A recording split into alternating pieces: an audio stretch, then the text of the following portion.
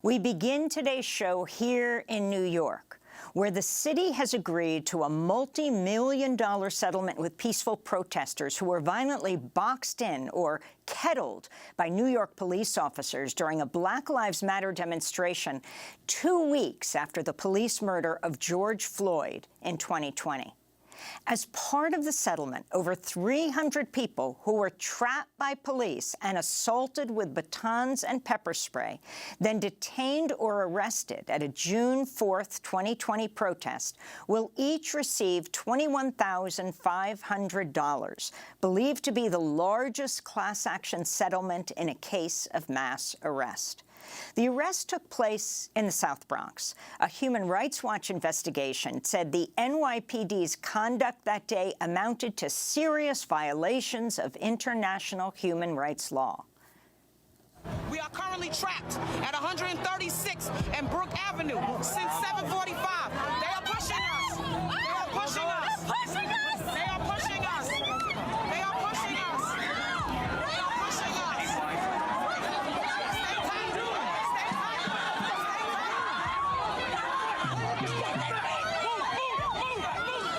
That's part of a video report produced by Human Rights Watch that raised awareness about the kettling that took place that day. This is another clip. As the marchers headed down Willis Avenue, more than 50 police officers blocked the street.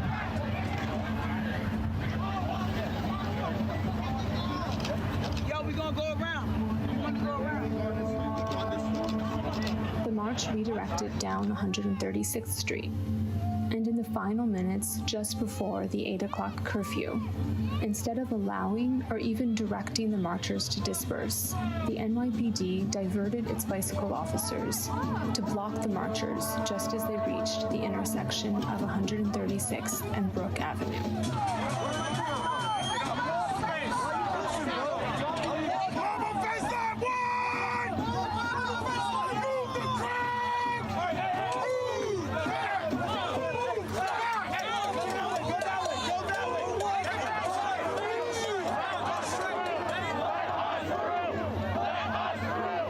From behind the march, a line of officers blocked the protesters from turning back. It's a tactic called kettling. That's from a Human Rights Watch investigation of the NYPD kettling in the South Bronx June 4th, 2020. That was the focus of the historic settlement announced this week. In response to concerns raised at the time, the police said their crackdown was pre-planned. This is New York City Police Commissioner at the time, Dermot Shea. And we had a plan which was executed nearly flawlessly in the Bronx. This wasn't, again, about protest. This was about tearing down society. Meanwhile, NYPD's Strategic Response Group has continued to target nonviolent protesters, and this week dozens of people testified at the New York City Council about their abusive tactics. The NYPD refused to show up. For more, we're joined by three people who were at the protest in the Bronx in June 2020. Sonyi Lopez was filming the protest. She's currently a video news fellow here at Democracy Now! Her footage was used in the Human Rights Watch report. Also with us, Samira Sierra and Amali Sierra. They're sisters. They're among the 5 listed plaintiffs. And joining us, Joshua Moskovitz, one of the lawyers representing the plaintiffs. We welcome you all to Democracy Now! Let's begin with the plaintiffs, with Samira and Amali. Samira, why don't you start off by talking about what this protest was about 2 weeks after George Floyd's murder, where you marched and what happened? Good morning. The protest was during the uprisings right after George Floyd's murder. And simply, we were exercising our human rights, our civil rights, and we were demonstrating and standing up against all of the racial injustice that happens day in and day out in this country. And Amali, that's your older sister, Samira. Talk about your decision. I mean, it was brave to go out. We're talking about June of 2020. This is at the height of the COVID pandemic, at the time of the killing, the police killing of George Floyd. Did you expect what happened to happen? And then explain what happened in just one block of the South Bronx when you were stopped by police. Yes, so to your point, this was in the midst of a global health crisis. We had been in the pandemic for a few months at this point. This was not the first of the protests that we attended that summer. It was the first that we had attended in our home in the South Bronx. And the energy that day from the beginning of the protests was very tense. And so the very short protest that we partook in on June 4th reflected just that. It was very tense. It was met very violently. However, we were very peaceful in our demeanor, while also making sure to exercise our right that we are entitled to and express the anger and the frustration that we felt because of the violence that Black and brown people are constantly met with in the United States of America. And so although our message was very clear and we were very intentional in expressing our frustration and our anger, we were at any time, we were not violent. We were very peaceful. And so it was met very violently, and we were not expecting at any point to be met with all the aggression that we were by the NYPD and by the SRG specifically. I mean, the terrifying image, Samira, of the police blocking you in, kettling you, and telling you to move where there's no place to go, and then explain what the police did. Sure. So we were very strategically guided down 136th Street. And as we were walking down towards Brook Avenue, we were blocked off by a line of officers on both ends of the street, so off of Willis Avenue and on Brook Avenue. And there was a commander in a white shirt who continued to direct the officers to move in at the same time. We were boxed in, we were kettled, and we were also squished. Our bodies were squished up against each other. There were people that, I mean, you just passed that footage where, you know, it was terror. We were terrified for our lives. People couldn't breathe. People were fainting. I have never in my life felt the amount of fear that I felt that day.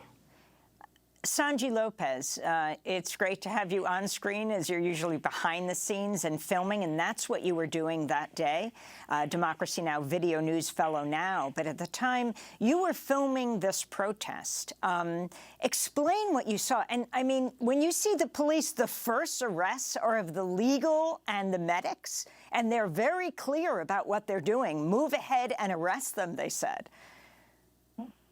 Right, Amy, I was there. I'm actually a South Bronx resident. I live in Mott Haven, and this was the second peaceful protest that I participated in my neighborhood. And it was absolutely peaceful. What I saw when the police came down this hill on 137th Street and kettled folks, I saw police coming down the hill on bikes at rapid speed. And as soon as that happened, literally like a second later, they started blocking people off with their bikes and pushing people with these bikes, attacking medics, like you said, Amy, attacking lawyers, people that were there, legal aides, to help community members and protesters alike in case things like this happen, right? But we were not expecting that. Luckily, I managed to run away. But before I could run away, I was able to document and film, as you said, HRW and SITU, Human Rights Watch, were able to use the video that I recorded that day. But it was frightening. I had never been so scared and fearful in my own neighborhood. And I'll never forget that. I wasn't able to leave my home for months after that, like other protesters, and felt unsafe. And it was just so traumatizing that day. I want to bring the lawyer into this conversation, Joshua Moskovitz, the lawyer for the plaintiffs. Joshua, talk about the unit of police. I mean, we just played Dermot Shea, the police chief at the time in New York, saying this was all pre-planned by the police. And in this Human Rights Watch reporting, which uses a lot of Sanji's footage, you see they deliberately go after the legal and the medical teams first, and they're very clear. One of the police officers said it's fine. It said something, I think he had police legal on his shirt, and he said it's fine to arrest the legal observers, who are considered essential workers at the time, right? They were allowed to be out. Explain who this team of police are. Right. So the NYPD's Strategic Response Group, or SRG, are a paramilitary organization within the NYPD that are used to police protest events, nonviolent protest events like we saw in Mott Haven. They've come under appropriate scrutiny for their violent tactics that are primarily used to suppress nonviolent free speech activity like we saw in Mott Haven. This was no accident. This was a planned operation. And what's unique about the Mott Haven operation is that it was planned by the highest level officials within the police department. Terrence Monahan, the chief of department, which is the highest ranked, highest uniformed ranking officer within the police department, was personally present at Mott Haven. So were the executive officer, the commanding officer, and the bureau chief that oversee the SRG unit. They had a plan that day, and as the commissioner said the next day, it was executed in their view flawlessly. I mean, it's just astounding. And you see them separate out. One of the leaders of the protests with a bullhorn, they push her aside. In fact, she was one of the first to be arrested. That's right. I mean, there's no question in the world that the plan that day was to instill fear in people so that they would stop protesting. This was not a violent uprising. This was a peaceful protest. In fact, there were people attending the protest who lived in the South Bronx who were members of the mayor's cabinet. The commissioner of the community affairs for Mayor de Blasio was there personally because he lived in the South Bronx, Marco Carrion. He talked about what happened that day and described the sentiment at the protest as closer to a candlelight vigil. The purpose of this operation was to instill fear in people. You know, it's very interesting that on Wednesday, the city council held a long-planned, repeatedly delayed oversight hearing on the strategic response group that was involved with this. No one from the NYPD showed up, citing ongoing litigation. Your response to this, and talk about this historic settlement in the country for what took place in the South Bronx. Well, as you said, this is a historic settlement. As far as we can tell, this is the largest per-person class action mass arrest settlement in the country. And we think that that is appropriate given the extreme violence that we saw carried out by the NYPD during that operation. And the size of the award that the city agreed to, we think, reflects an acknowledgement or understanding that what happened that day was unconstitutional, it was immoral, and it should never happen again. We hope that the NYPD has taken this to heart and will reform the operations and, frankly, never use the SRG for policing protest events in the future. But the other aspect of this case that I think often gets overlooked is that this happened in the South Bronx. This happened in New York Congressional District 15, which is 97% people of color. It's also one of the poorest congressional districts in the entire country. This operation wasn't carried out in Manhattan, where there were protests. It wasn't carried out in Brooklyn, where there were protests that summer. There was a choice made at the highest levels of the NYPD to carry out this operation in the South Bronx. And that fact is part of what has led to the Human Rights Watch finding this to be a human rights violation. And we're proud of our clients in pursuing this litigation and pursuing the result that they achieved here for people who weren't able to get lawyers, but who were there that day and who were injured. Amali and Samira. Amali, you're 25, Samira's 30 now. This was 3 years ago. What does this settlement mean for each of you? Amali, let's begin with you. This settlement is larger than myself. I believe that this settlement allows for individuals who were there that day, the hundreds of individuals that were there that day, the opportunity to come forward, the opportunity to be recognized and acknowledged based off of the abuse that they endured that day, and hopefully an opportunity to also heal. It was very traumatic, and trauma looks very different for every individual. And so I hope that this encourages all of the individuals that were unable to represent themselves to come forward. And that is why it is extremely crucial and very important to be a representative of a class action of this magnitude, not just for myself, but for the greater good and for all of the people that were unable to represent themselves. And Samira, your response, and also the fact that no police officer was charged that day, and also there wasn't an official apology, but you did have this financial settlement. Right. The settlement to me means that the city of New York is being held accountable for organizing the highest level of the NYPD, which is the Strategic Response Group, and holding them accountable for flawlessly executing excessive force in the South Bronx, which is my home.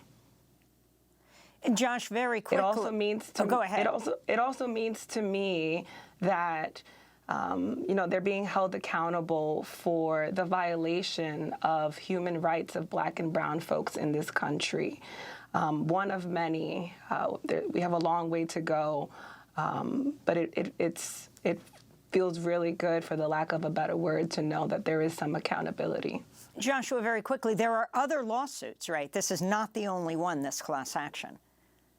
That's right. There are other lawsuits that are still proceeding. One, in fact, interestingly, brought by the New York State Attorney General's office against the city of New York, seeking injunctive relief to reform the police department's policing of protest events. And finally, Sonyi Lopez, you were not kettled in. You escaped that. But can you talk about the effect on you as a journalist who is filming, seeing these people kettled in, being beaten by the police?